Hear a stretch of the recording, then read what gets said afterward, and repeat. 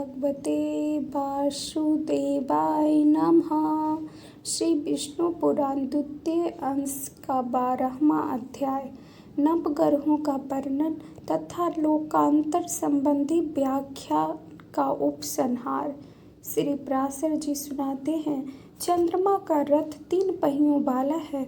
उसके वाम और दक्षिण ओर कुंद कुसुम के समान श्वेत वर्ण 10 घोड़े जुते हुए हैं। ध्रुव के आधार पर स्थित उस वेगशाली रथ से चंद्रदेव भ्रमण करते हैं और नागवीथि पर आश्रित अश्विनी आदि नक्षत्रों का भोग करते हैं। सूर्य के समान इनकी किरणों के भी घटने बढ़ने का निश्चित क्रम है। हे मुनि श्रेष्ठ, सूर्य के समान समुद्र गर्भ से उत्पन्न हुए उसके घोड़े भी एक बार जोत दिए जाने पर एक कल्प पर्यंत रथ खींचते रहते हैं। हे मैत्रेय, सूर्यगण के पान करते रहने से क्षीण हुए कला मात्र चंद्रमा का प्रकाशमय सूर्यदेव अपनी एक किरण से पुनः पोषण करते हैं। जिस कर्म से देवगण चंद्रमा का पान करते हैं, उसी कर्म से जलापहारी सूर्यदेव उन्हें शुक्ला प्रतिपाद से प्रतिदिन पुष्टि करते हैं। हे मैत्रेय, इस प्रकार आधे महीने में एकत्रित हुए चंद्रमा के अमृत को देवगण फिर पीने लगते हैं, और क्योंकि देवताओं का आहार तो अमृत ही है, 33,3333 देवगण चंद्रस्थ अमृत का पान करते हैं। जिस समय 2 काल मात्र रहा हुआ चंद्रमा सूर्य मंडल में प्रवेश करके अपनी उमा नामक किरण में रहता है, वह तिथि अमावस्या कहलाती है। उसी दिन रात्रि में वह पहले जो जल में प्रवेश करता है, वह वृक्ष लता आदि में निवेश करता है और तदंतर कर्म से सूर्य में चला जाता है। वृक्ष और लता आदि में चंद्रमा की स्थिति के समय अमावस्या को जो उन्हें काटता है अथवा उनका एक पत्ता भी तोड़ता है, उसे ब्रह्म हत्या का पाप लगता है। केवल 15वीं कला रूप यथा किंचित भाग के बच रहने पर उसे क्षीण चंद्रमा को पितृगण मध्यांतर काल में चारों ओर से घेर लेते हैं।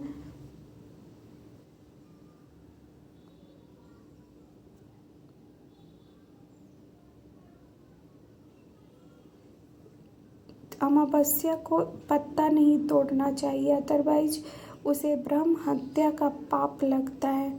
हे मुनि, उस समय उस दित कलाकार चंद्रमा की बची हुई अमृतमयी एक कला का वे पितृगण पान करते हैं। अमावस्या के दिन चंद्र रश्मि से निकले हुए उस सुधामृत का पान करके अत्यंत तृप्त हुए 100 में बरहिसद और अग्नि स्वाता 3 प्रकार के पितृगण 1 मास पर्यंत संतुष्ट रहते हैं। इस प्रकार चंद्रदेव शुक्ल पक्ष में देवताओं की और शुक्ल कृष्ण पक्ष पितृगण की पुष्टि करते हैं और अमृतमय शीतल जल कोने से लता वृक्ष आदि और लता औषधि आदि उत्पन्न करने के लिए अपनी चंद्रिकाओं द्वारा आहतित करके वे मनुष्य, पशु एवं कीट पतंगादि आदि प्राणियों का पोषण करते हैं। चंद्रमा के पुत्र बुध का रथ वायु और अग्निमय द्रव्य का बना हुआ है और उसमें वायु के समान वेगशाली 8 पिसंग वर्ण घोड़े जूते हैं। वरुत्र, अनुकर्ष, उपासंग और पताका तथा पृथ्वी से उत्पन्न हुए घोड़ों के सहित शुक्र का भी रथ अति महान है तथा मंगल का अति शोभयामन सुवर्ण निर्मित महान रथ भी अग्नि से उत्पन्न हुए प्रत्याग मणि के समान अरुण वर्ण 8 घोड़ों से युक्त है,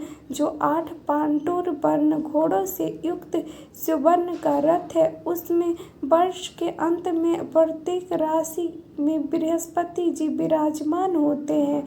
आकाश से उत्पन्न हुए विचित्र वर्ण घोड़ों से युक्त रथ में आरूढ़ होकर मंदगामी शनैश्चर जी धीरे धीरे चलते हैं।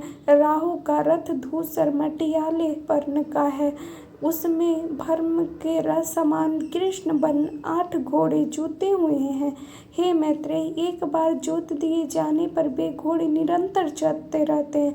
चंद्र पर्व पूर्णिमा पर यह राहु सूर्य से निकलकर चंद्रमा के पास आता है और सौर पर्व अमावस्या पर यह चंद्रमा से निकलकर सूर्य के पास निकट जाता है। इसी प्रकार केतु के रथ वायु वेगशाली 8 घोड़ों भी पुआल के धुएं सी आभा वाले तथा लाख के समान लाल रंग के हैं। हे महाभाग, मैंने तुमसे यह 9 ग्रहों के रथों का वर्णन किया। ये सभी वायुमयी डोरी से ध्रुव के साथ बंधे हुए हैं।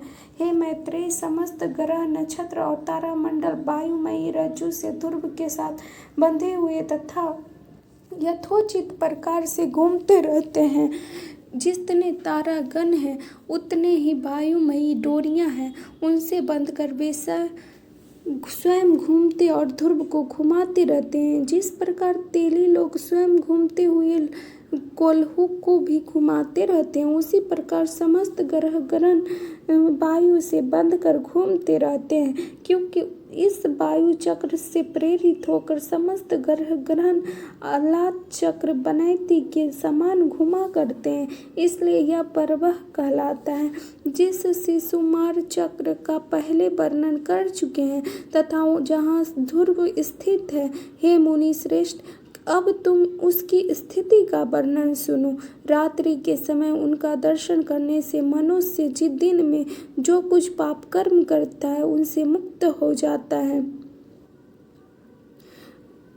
तथा आकाश मंडल में जितने तारे उसके आश्रित है उतने ही अधिक वर्ष तक वह जीवित रहता है। उतानपाद उसकी ऊपर की हनु थोड़ी है और यज्ञ नीचे की, और धर्म ने उसके मस्तक पर अधिकार कर रखा है। उसके हृदय देश में नारायण है और दोनों चरणों में अश्विनी कुमार हैं तथा जंघाओं में वरुण और अर्यमा है। संवत्सर उसका शीशन है। मित्र ने अपने आदान देश को आश्रित कर रखा है तथा अग्नि महेंद्र कश्यप तथा ध्रुव पुच्छ भाग में स्थित है। शिशुमार के पुच्छ भाग में स्थित ये अग्नि आदि 4 तारे कभी अस्त नहीं होते। इस प्रकार मैंने तुमसे पृथ्वी ग्रह गण द्वीप समुद्र पर्वत वर्ष आदि नदियों का तथा जो जो उनमें बसते हैं उन सभी के स्वरूप का वर्णन कर दिया। अब इसे संक्षेप में फिर सुनो। हे विप्र, भगवान विष्णु का तो मूर्त रूप जल है और उससे पर्वत और समुद्र आदि के सहित कमल के समान आकार वाली पृथ्वी उत्पन्न हुई।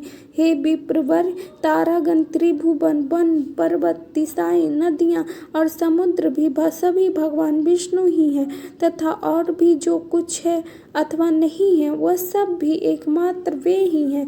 क्योंकि भगवान विष्णु ज्ञान स्वरूप हैं इसलिए वे सर्वमय हैं, परिच्छिन्न पदार्थकार नहीं है। इन सब पर्वत समुद्र तथा पृथ्वी आदि भेदों की तुम एकमात्र विज्ञान का ही विलास जानो। जिस समय जीव आत्मज्ञान के द्वारा दोष रहित होकर संपूर्ण कर्मों का क्षय हो जाने से अपने शुद्ध स्वरूप में स्थित हो जाता है, उस समय आत्म वस्तु में संकल्प बीज के फल रूप पदार्थ भेदों की प्रतीति नहीं होती। हे द्विज, कोई भी घट आदि वस्तु है ही कहाँ। आदि मध्य और अंत से रहित नित्य एक चित रूप ही तो सर्वत्र व्याप्त है। जो वस्तु पुनः पुनः बदलती रहती है, पूर्ववत नहीं रहती, उसमें वास्तविकता ही क्या है। देखो, मृत्तिका ही घट रूप हो जाती है और फिर वही घट से कपाल, कपाल से चूर्ण, रज और रज से अनुरूप हो जाता है। तो फिर बताओ, अपने कर्मों के वशीभूत हुए मनुष्य आत्मस्वरूप को भूलकर इसमें कौन सी सत्य वस्तु देखते हैं। अतः हे द्विज, विज्ञान से अतिरिक्त कभी कहीं पदार्थ आदि नहीं है। अपने अपने कर्मों के भेद से भिन्न भिन्न चित्तों द्वारा एक ही विज्ञान नाना प्रकार से मान लिया गया है। वह विज्ञान अति विशुद्ध, निर्मल, निःशोक और लोभादि समस्त दोषों से रहित है। वही एक सत्य स्वरूप परमेश्वर वासुदेव है, जिसके से पृथक और कोई पदार्थ नहीं है। वह इस प्रकार मैंने तुमसे यह परमार्थ का वर्णन किया है। केवल एक ज्ञान ही सत्य है, उससे भिन्न और सब असत्य है। इसके अतिरिक्त जो केवल व्यवहार मात्र है, उस त्रिभुवन के विषय में मैं तुमसे कह चुका हूँ। इस ज्ञान मार्ग के अतिरिक्त मैंने कर्म मार्ग संबंधी यज्ञ, पशु विहीन समस्त ऋतिक, सोम, सुरगन और स्वर्ग में कामना आदि का भी दिग्दर्शन करा दिया। भूलोक आदि के संपूर्ण भोग इन कर्म कल्पों का ही फल है। यह जो मैंने तुमसे त्रिभुवनगत लोकों का वर्णन किया है, इन्हीं में जीव कर्म बस घुमा करता है। ऐसा जानकर इससे विरक्त हो मनुष्य को वही करना चाहिए जिससे ध्रुव, अचल एवं सदा एक रूप भगवान वासुदेव में लीन हो जाए। इति विष्णु पुराणे द्वितीय अंशे द्वादशोऽध्याय। यह श्री विष्णु पुराण द्वितीय अंश का 12वां अध्याय था।